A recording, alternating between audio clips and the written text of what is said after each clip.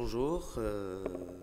Tout d'abord, je remercie le comité d'organisation de m'avoir donné cette opportunité de participer avec vous. Donc, si on veut un peu, au jour d'aujourd'hui, 38 ans après le début de l'épidémie, les femmes restent un impensé aux lourdes conséquences. Si on revient un peu à l'historique, les premiers cas de sida ont été décrits vers les années 80 et c'était initialement les hommes ayant des relations sexuelles avec les hommes et c'était les personnes usagères de drogue.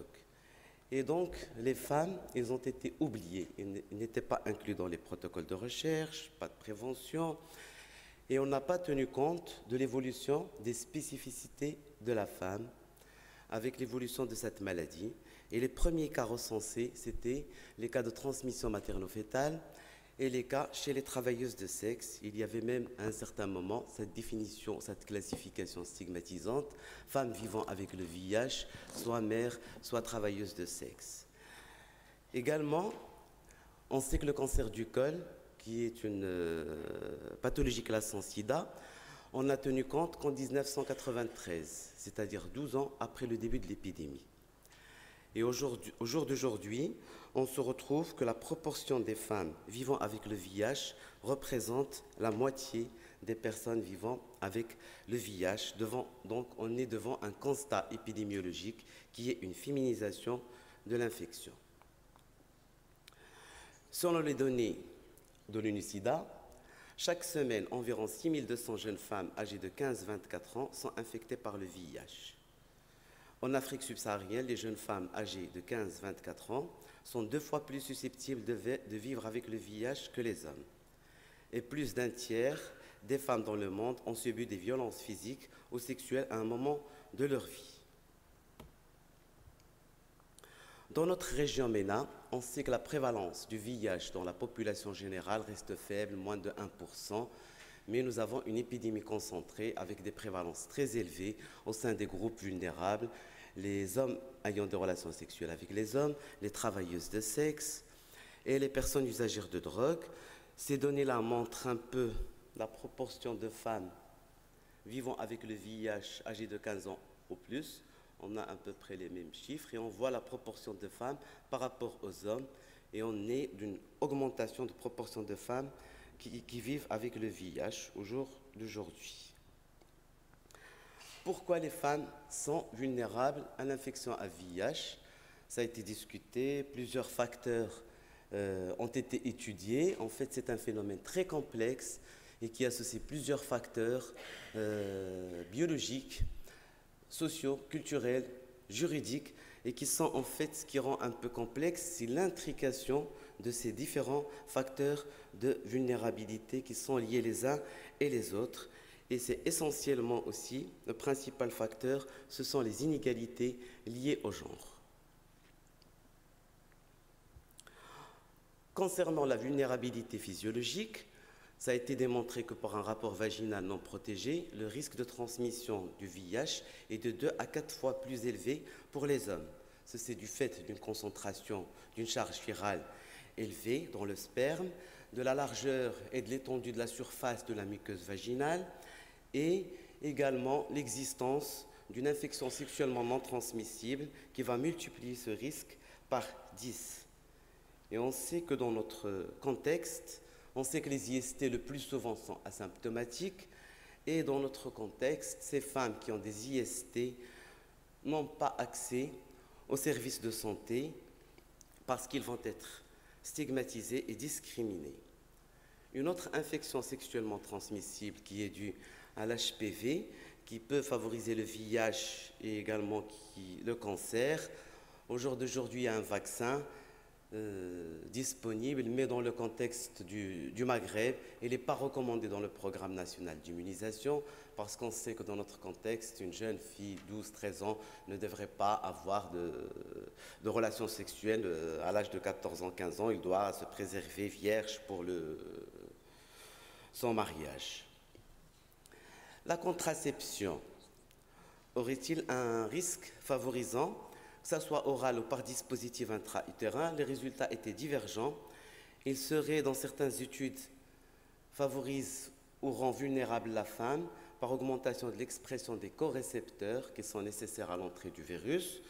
Également, il favoriserait des ectopies du col ces ectopies vont favoriser les infections sexuellement transmissibles, également l'inflammation, mais la contraception au jour d'aujourd'hui reste recommandée à condition qu'il soit accompagné d'autres moyens de prévention du VIH. Concernant la vulnérabilité culturelle, on sait que les femmes ont moins accès à l'éducation. Plusieurs études ont montré que beaucoup de jeunes filles sont ignorantes en ce qui concerne le VIH et la sexualité. Rajoutez à ça le statut social et économique, et donc ils n'ont pas ce pouvoir de négociation. Les jeunes filles également, dans certaines cultures, ils font l'objet de pratiques sexuelles culturelles dangereuses, à savoir l'insertion de plantes, à savoir ce qui se fait au Maroc de préparation à base de gingembre pour assécher la muqueuse vaginale, parce qu'une muqueuse asséchée, ça permettrait d'avoir plus de plaisir et de garder le partenaire. Et donc ces pratiques qui peuvent être très dangereuses. Au Maghreb également, la valorisation de la virginité qui conduit à des rapports par voie anale. Et on sait que les rapports par voie anale sont plus à risque pour la transmission du VIH. Et dans certaines cultures aussi, une enquête réalisée dans les services dans les années 96 auprès d'hommes vivant avec le VIH, et plus que 25% ont répondu qu'ils voulaient se marier avec une femme vierge. Et dans certaines cultures, le fait de se marier avec une femme vierge, c'est même synonyme de purification, voire de guérison. À côté de ça, les femmes sont souvent victimes de violences, que ce soit conjugales, d'harcèlement et d'agression. Et le lien entre violence sexuelle et infection à VIH a été clairement établi. Les femmes, concernant le statut social, au Maghreb et même dans certains pays d'Europe ou en Occident, les femmes ont encore un statut social défavorable. Et ils sont tributaires et dépendantes des hommes, et donc ils n'ont pas ce pouvoir de négocier l'utilisation du préservatif ou d'accepter ou refuser même le rapport sexuel en lui-même, et ils n'ont pas accès au système de santé. Il y a un grand écart considérable concernant l'éducation, les possibilités d'emploi, la santé, l'accès au pouvoir et aux prises de décision. L'épidémie féminisée s'est également précarisée, et on est rentré dans un cercle vicieux. La pauvreté ou les femmes pauvres sont acculées à la prostitution, prostitution risque de VIH, VIH les conséquences de la maladie, et c'est un cercle vicieux. Et donc là, il faut lutter aussi contre la pauvreté. Concernant la vulnérabilité juridique, dans notre contexte, les femmes font souvent l'objet de lois discriminatoires. Quand une femme au Maroc demande le divorce, il renonce à tous ses droits. Concernant l'héritage, l'homme hérite 2 fois plus que la femme. Même si c'est la femme qui prend en charge le foyer, les enfants, l'homme hérite 2 fois plus. Également, des relations sexuelles hors mariage, des lois qui criminalisent ces relations sexuelles, ce qui favorise la stigmatisation et la discrimination à l'égard des travailleuses de sexe. Et au Maghreb, la pénalisation et la criminalisation sont les principaux déterminants de cette vulnérabilité. Quelques lois dans notre contexte. On sait qu'au Maroc, il y a des articles, je ne vais pas les lire. Donc en fait, au Maroc, les relations sexuelles hors mariage, c'est puni par la loi. En Algérie et en Tunisie, c'est quand le travail de sexe est réglementé, c'est pas puni, mais quand c'est pas réglementé, c'est puni. Et en fait, c'est jamais réglementé, et les travailleuses de sexe sont le plus souvent pénalisées. En Mauritanie aussi, c'est des lois qui Et c'est ce facteur juridique, à mon avis, qui constitue le principal facteur déterminant de cette vulnérabilité. Les perspectives à faire, c'est vrai que ça a été décrit dans les articles, dans tous les livres. Il faut commencer par l'éducation, mais quelle éducation, d'accord? Parce que dans notre contexte, il y a éducation, mais il faut revoir ce système éducatif. Quel message concernant les droits de la femme, dès le jeune âge, cette égalité entre jeunes filles, jeunes garçons, et par le biais de l'éducation également, on aura les connaissances, on peut être indépendant au plan économique, on peut avoir l'accès aux services de santé. Aux services de santé, il y a un très grand travail à faire. La question a été posée tout à l'heure. Effectivement, les personnels de santé ne sont pas formés. Nous, dans le service, ou les infectiologues, vu qu'on a travaillé avec le VIH, on connaît ces différents problèmes. Mais dans un centre de santé, une femme qui va aller consulter pour une simple IST, il va être stigmatisé, il va être discriminé. Donc il faut revoir aussi dans notre formation, dans la formation des jeunes médecins, pour qu'ils puissent avoir ces connaissances. Il faut travailler avec les hommes, il ne faut pas les laisser de côté. C'est en impliquant les hommes à avoir les connaissances, à avoir cette vulnérabilité des femmes, à utiliser le préservatif pour protéger leurs partenaires. Il faut aussi mettre fin à la violence liée au genre, plaidoyer pour la dépénalisation. Au sein du Maghreb, c'est fait, mais essentiellement, c'est les ONG qui le font, la LCS, les associations d'Algérie, de Tunisie, dans le cadre de la plateforme MENA. Et il y a beaucoup de plaidoyer qui se fait pour cette dépénalisation. En conclusion, je dirais que cette vulnérabilité, c'est un phénomène complexe, associant plusieurs facteurs qui sont intriqués, qu'on ne peut pas dissocier, et que si on veut être efficace, les réponses à l'épidémie doivent s'attaquer à toutes les expressions de la domination masculine. Ils doivent veiller au respect des droits humains des femmes.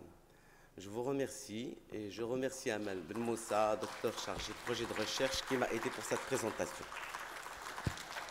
Merci Sotri, merci de nous avoir rappelé les différentes formes de vulnérabilité de la femme, et Dieu sait qu'elles sont très complexes. Et si on se limite aux perspectives du soignant, ce n'est qu'un maillon de la chaîne. Et je suis tout à fait d'accord avec toi quand tu dis que le soignant, parce que on n'est pas formé pour, en aucun cas, cette notion a été prise en compte au moment de la mise en œuvre des programmes, au moment de la réforme, de la formation du médecin, la formation continue. Et moi j'ai l'impression qu'il n'y a que les acteurs de lutte contre le sida qui justement ont ce langage-là. Donc je pense que nous, on doit sortir de notre coquille. Là, on est tout le temps ensemble, on se parle entre nous, le langage, il est compris par tout le monde, mais dès qu'on sortit de notre coquille à nous, on devient des incompréhensibles. Donc je pense que si les choses doivent commencer, elles doivent commencer par nous. On a fait et on est en train de faire des choses pour ces populations vulnérables sur le terrain. Là, on a appris à le faire, on le fait maintenant régulièrement. On est en train de préparer même la relève. Je pense que nous, on doit maintenant faire des perspectives justement pour aller vers l'autre côté et entamer ce plaidoyer pour les soignants, pour les enseignants, à commencer par les paramédicaux, commencer par les internes, les résidents. Et c'est comme ça qu'on va pouvoir, et là il s'agit également versus hommes, versus femmes. Donc il y a beaucoup de choses à faire bouger, mais moi je pense qu'il est vraiment temps qu'on commence. Et donc vu qu'on est vraiment limité par le temps, donc on peut prendre une ou deux questions, s'il vous plaît.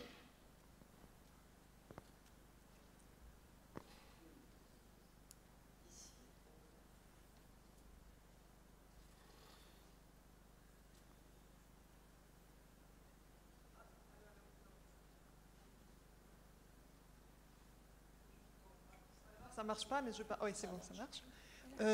Je reprends, merci pour votre exposé, je reprends un peu ce que vous venez de dire, le mot que vous avez employé, il faut sortir de notre coquille.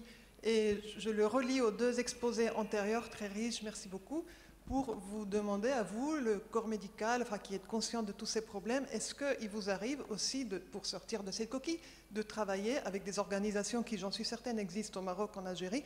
Je parle d'organisations de femmes ou organisations féministes. Enfin, c'est des choses qui ont été faites dans le monde entier. Enfin, je veux dire, évidemment, je pense au cas français pour l'avortement, quand les médecins se sont mis du côté de ces organisations pour signer des manifestes, etc. Et je me demande si vous échangez aussi avec ces organisations ou si ça reste encore des mondes, disons, différents, séparés. Oui, c'est juste pour compléter ce qu'elle a dit, c'est que je voulais faire la même intervention.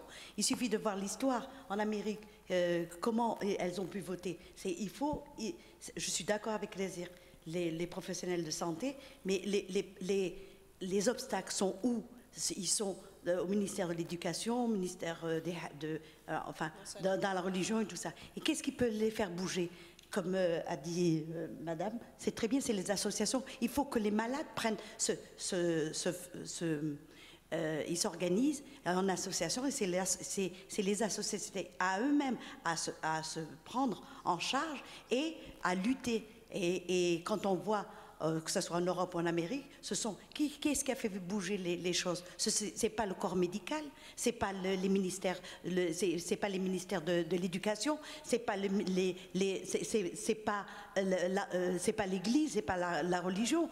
Regardez l'Irlande, ils sont toujours contre l'avortement et tout. Mais qu'est-ce qui lutte contre l'avortement? Ce ne sont pas les médecins, ce sont justement les gens qui sont impliqués. Il faut qu'ils se prennent en charge, il faut les responsabiliser, il faut les pousser, il faut les accompagner, il faut les inviter dans les journées. Quand on fait nous aussi des journées des patons, il y a toujours les présidents des associations. Et comme a dit Madame, c'est vrai, à Oran aussi, il y a beaucoup, tu es au courant, il y a beaucoup d'associations pour les femmes. Et maintenant, dans ce mouvement que tout le monde connaît, justement, on demande à s'aligner, surtout du côté, parce qu'en fin de compte,